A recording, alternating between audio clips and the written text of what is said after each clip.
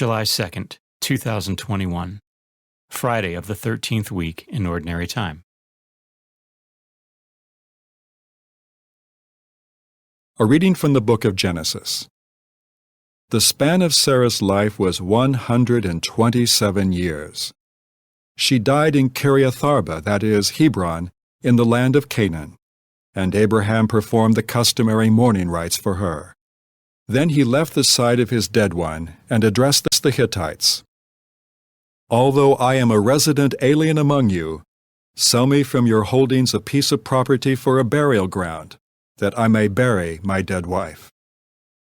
After the transaction, Abraham buried his wife Sarah in the cave of the field of Machpelah, facing Mamre, that is, Hebron, in the land of Canaan.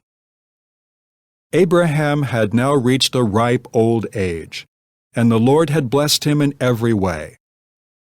Abraham said to the senior servant of his household, who had charge of all his possessions, "Put your hand under my thigh, and I will make you swear by the Lord, the God of heaven and the God of earth, that you will not procure a wife for my son among the daughters of the Canaanites among whom I live, but that you will go into my own land and to my kindred, to get a wife for my son Isaac." The servant asked him, "What if the woman is unwilling to follow me to this land? Should I then take your son back to the land from which you migrated?" "Never take my son back there for any reason," Abraham told him.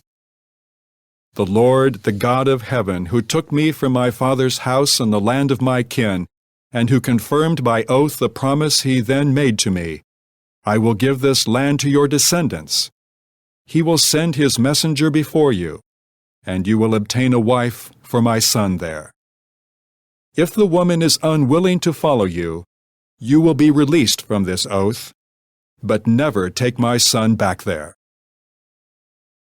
A long time later, Isaac went to live in the region of the Negeb. One day toward evening he went out in the field, and as he found, he noticed the camels were approaching.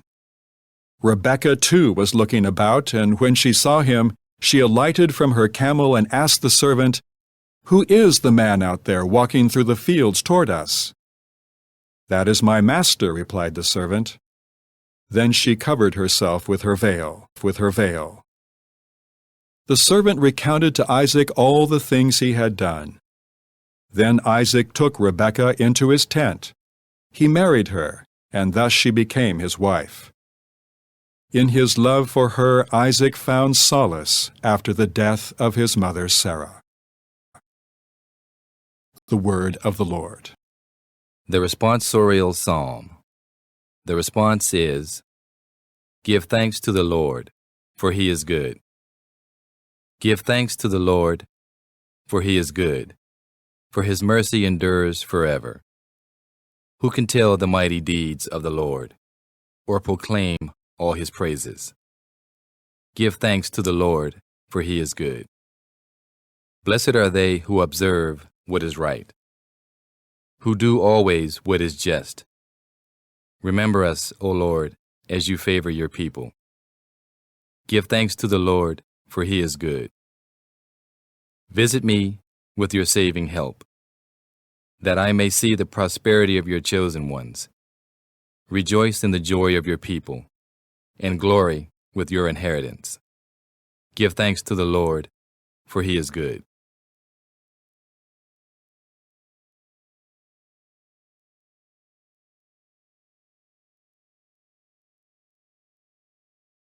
A reading from the Holy Gospel according to Matthew. As Jesus passed by, he saw a man named Matthew sitting at the customs post. He said to him, "Follow me." And he got up and followed him. While he was at table in his house, many tax collectors and sinners came and sat with Jesus and his disciples.